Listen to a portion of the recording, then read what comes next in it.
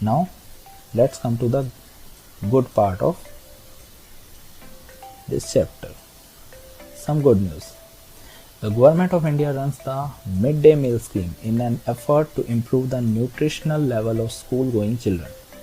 It is the largest feeding program in the world.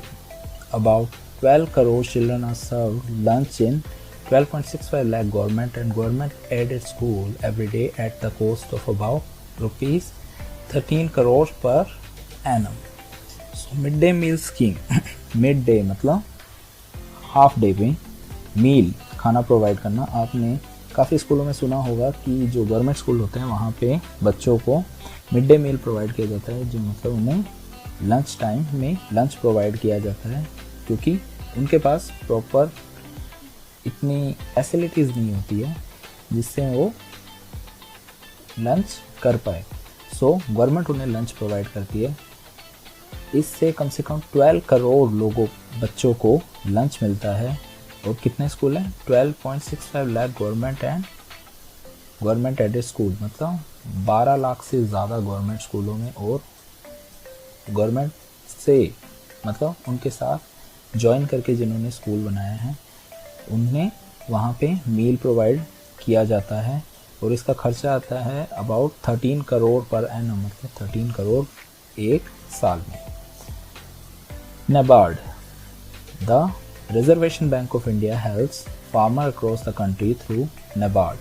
NABARD is a development scheme by which Indian government helps the farmers.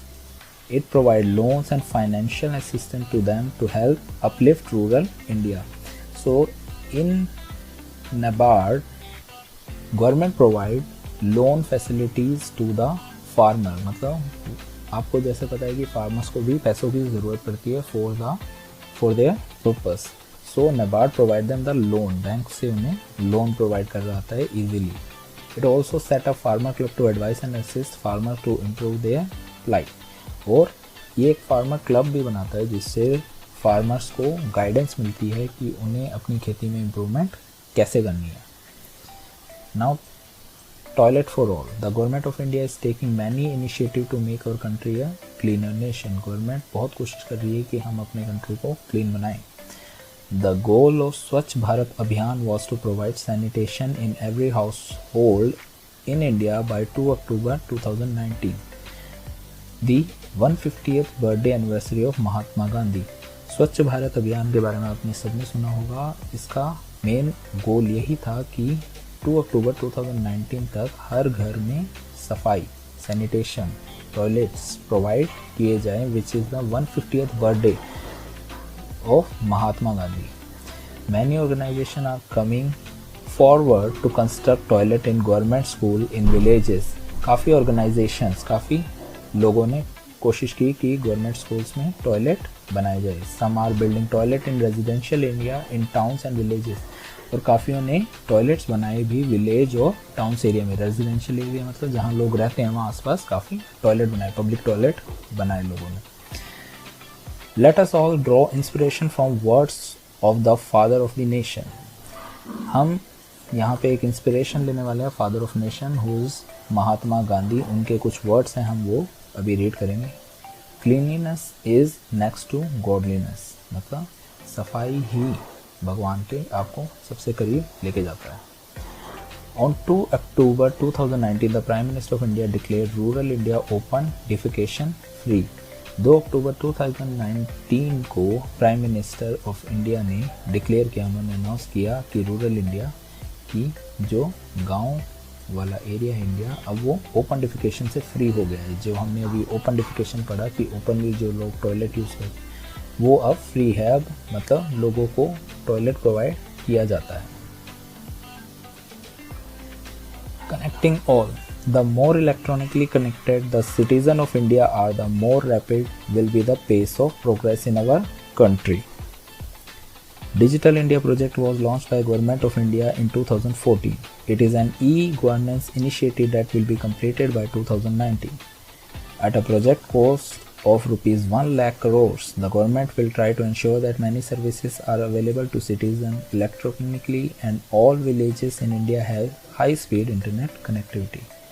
Connecting all, अब लोगों को आपस में connect करने के लिए गवर्नमेंट ने क्या किया, डिजिटल इंडिया प्रोजेक्ट लॉन्च किया, जिसके अकॉर्डिंग हर पर्सन के पास मोबाइल होगा, हर पर्सन के पास इंटरनेट की कनेक्शन होगी, और जो भी गवर्नमेंट फैसिलिटीज़ प्रोवाइड कराए जाते हैं वो आपको मोबाइल से ही आप उसे उन सर्विसेज को गेन कर सकते हैं।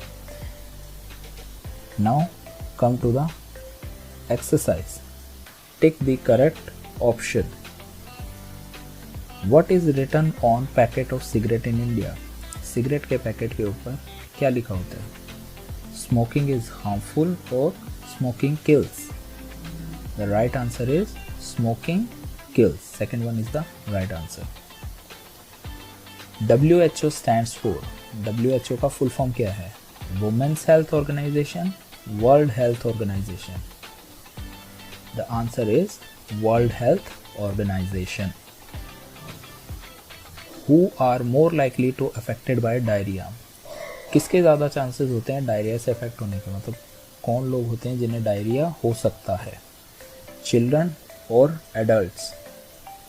द आंसर इज चिल्ड्रन, क्योंकि चिल्ड्रंस काफ़ी वीक होते हैं और उनको डायरिया होने के काफ़ी चांसेस होते हैं। Is it true that the undernourished mother usually give birth to an undernourished children? क्या ये सच है कि जो अंडर नरिश्ड मतलब जिस मदर को नरिशमेंट नहीं मिलता, जिन मदर को खाना अच्छे से नहीं मिलता, वो जो बर्थ देती है जिस चाइल्ड को, वो भी कमज़ोर होता है? The answer is yes. The answer is yes, ऐसा ही होता है। अगर मदर वीक होगी तो उनका बच्चा भी वीक होगा। Which Indian state refers to as God's own country as has a very high CSR? We have already read what is CSR is. Haryana और केरला, मतलब कौन से इंडिया का स्टेट्स है जिसे गॉड्स ओन कंट्री भी कहते हैं और वहाँ का CSR ज़्यादा है? The answer is Kerala. So from here we conclude this chapter. Hope you understand this chapter. We will continue the GK and next chapter in next class. Thank you and have a nice day.